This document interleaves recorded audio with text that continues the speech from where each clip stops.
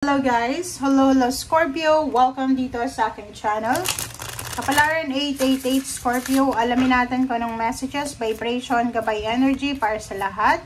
Ito ay general reading, pwede kang makaresonate, gamitin mo ang iyong intuition sa panunood Scorpio. So this is a general reading portal opening, portal gateway opening message para sa lahat ng Scorpio. So, I hope na makuha mo yung energy sa ngayon. So, kumuha tayo ng 2 cards dito. So, same with the Pisces, same energy, imagination. So, it's your energy siya, Scorpio, as a water sign. Marami kang ini-imagine. Yung manifestation mo is from imagination siya. So, dito sinasabi ng barahan na harapin mo, Scorpio, yung kinakatakutan mo, okay? Face your fears. Farewell to fear. Phantom. So, yung multo ng takot, ito ha. So, kung marami kang kinakatakutan, Scorpio, sinasabi ng bara sa'yo na harapin mo na siya. Okay? Harapin mo kung ano man yan na kinakatakutan mo. Mag-say goodbye ka na, magpaalam ka na dyan sa takot mo na yan, sa multo ng takot. Okay? Kasi hindi na yan maganda.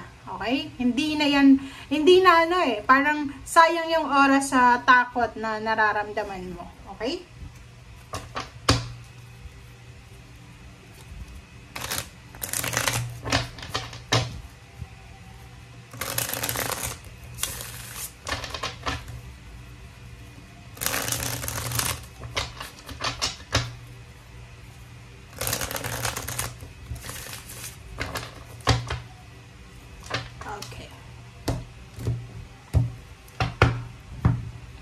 Okay, first card natin sa third deck is the Lovers, is number 6. Dito sinasabi na, Scorpio, pwedeng tungkol ito sa relationship. Pwedeng marami kang kinakatakutan tungkol sa relationship. But dito sinasabi na, starting April 4 of 2025, marami kang options, choices, regarding relationship Lalo na yung intimate relationship. Pwedeng gusto mo nang magpakasal, gusto mo nang makipaghiwalay, gusto mong mag-level up ng relationship, or gusto mo nang ng pagbabago sa relationship. Marami kang kinakatakutan, but nakikita ko sir dito na kailangan mo na talaga siyang harapin. Harapin mo na yung kinakatakutan mo. Okay? Next card natin is number 12, is Awakening. Awakening is number 12 is 3. Sinasabi ng bara sa'yo na diba? So, resonated talaga siya sa bawat isa. May relationship tayo dito na sinasabi na kailangan ng i-pause muna. Okay? Parang sinasabi sa'yo dito, Pisces, na kailangan mo munang i-pause, kailangan mo munang ihang itong relationship na to. So, pakicomment na sa comment section kasi parang matagal mo nang sinasabi sa isip mo na kailangan ko nang makipaghiwalay, kailangan ko nang mag-asawa, kailangan ko nang magpakasal. But this April, starting April 4, sinasabi sa'yo na sa usaping intimate, lalo na sa love life, make sure na wag muna tayong magdesisyon. Okay? So, harapin mo yung kinakatakutan mo, but make sure na pag-isipan mong mabuti ito. Okay? Kung ano man yan. Balance. Number 14 is 5. Puro lang takot to So, nakikita ko, this balance card is fear also. So, sinasabi ng barahan na marami kang kinakatakutan. So, kailangan mo ng balanse. Okay, Scorpio? Sinasabi ng barahan na yun, kailangan mong kontrolin ang sarili mo. Moderation.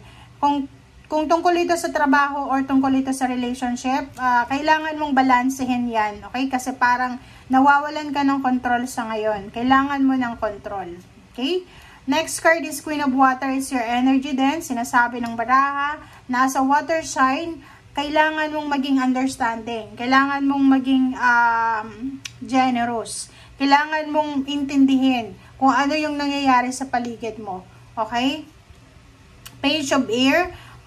Nakikita ko sa'yo dito, isang balita, isang information, or masasabi natin, baka chismis yan, ang darating sa'yo, pwedeng paninira yan galing sa ibang tao, or paninira yan ng mga tao sa paligid mo. So, sinasabi ng baraha, mag-iingat ka. Okay? So, dito sinasabi ng baraha sa'yo na yung talagang core value mo, or yung talagang gusto mo talaga sa buhay mo, is yung magkaroon ng masayang pamilya, stable, secured na family. This month of April, binibigyan ka or bibigyan ka ng pagkakataon ng universe, ng ating Panginoon, ng spiritual helpers, ng guides, na maayos yung family mo. Parang you will have all the blessings emotionally in terms ng family. Diba? Parang sinasabi sa'yo dito na yung mga emotional problems ay may kakayahan kang iayos ito.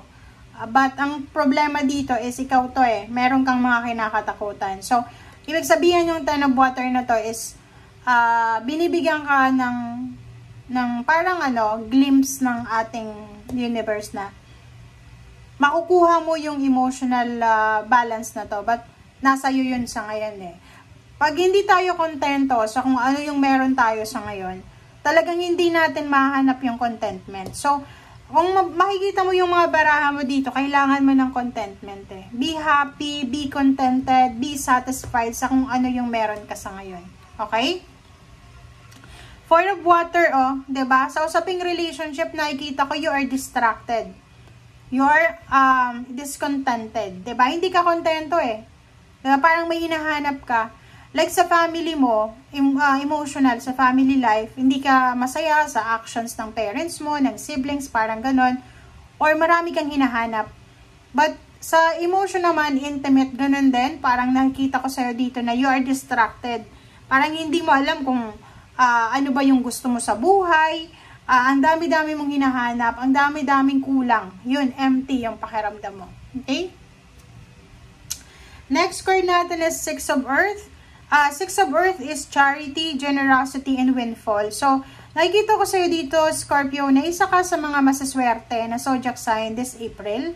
Kasi unang-una, left and right mo, pwedeng, like, sa left mo, sa right mo, may mga tao dyan na willing kang tulungan. So, you are lucky and blessed to have, like for example, acquaintance, friends, employer, boss, or kung sino man siya na pwede kang tulungan in times of problems, lalo na financial. Siyempre, babayaran mo yon, diba? So, Ace of Fire, sinasabi ng bara sa'yo dito na isang exciting opportunity, like sa work, business, ang posibleng darating sa'yo is like financial offer, job offer, career offer, business offer, investment offer. So, nakikita natin dito, Scorpio, yung maraming offer, financial offer na posibleng magdadala sa'yo ng sobra-sobrang balance and excitement. Diba?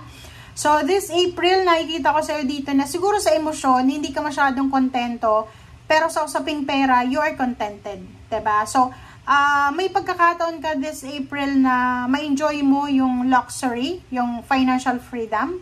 May pagkakataon kang, like for example, mabigyan ka ng payments, ng inheritance, ng payouts, mabibigyan ka ng pagkakataon ng higher salary, higher position, or mabibigyan ka ng pagkakataon na ma-enjoy yung buhay in luxurious way. Diba? Yung parang isasama ka ng boss mo sa isang mamahaling restaurant, mamahaling bansa, mamahaling lugar, parang ganun. So, ma-experience mo siya kung ikaw ay isang worker. Kung ikaw naman ay like financially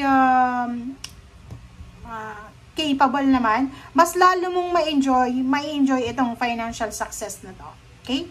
Tana Bear, ang ganda na ito kasi nakikita ko sa'yo dito by the end of the month of April, like maybe going to May, maraming endings and recovery. Like emotional endings, yun talaga. May mga pwedeng relationship na matatapos dahil yun na talaga ang dapat mangyari. Mayroong mga pag-aaway na posibleng matatapos na, pwedeng magkabate, magkaroon ng reconciliation, magkaroon ng apology. And nakikita ko yung emotional freedom. You are free. Parang feeling mo you are free talaga. And last card natin is Four of Earth. So, by the end of April, nakikita ko sa'yo, or simula ngayong April 4, nakikita ko sa'yo dito yung sobrang pagtitipid. And nakikita ko sa'yo dito yung yung pinaka-focus mo sa ngayon is kontrolin yung emosyon mo patungo to, or emosyon like related sa money. Like, kung iba, di ba, yung every time may pera ka, gastos dito, gastos doon, bili doon, bilo ganyan. So, dito sinasabi na you will have all the control and power to control your money talaga. So, nakikita natin dito na this April, eto na yung parang simula ng pag-iipon mo talaga ng pera. Yung parang ano, magiging sobrang strong ka, courageous na, ay, iiwasan ko to kasi gusto kong mag-ipon ng pera. Okay? Thank you guys for watching and see you again. Bye!